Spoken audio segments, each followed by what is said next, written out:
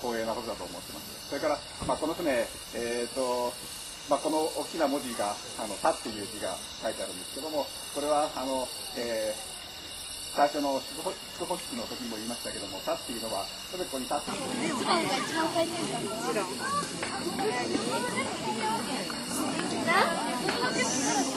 いやだ、もうそれが一番の夢なんだもん。そりゃそう出会ってからいろいろ2人でね、クラフト系頑張って。繋がないけど、わ、金だし。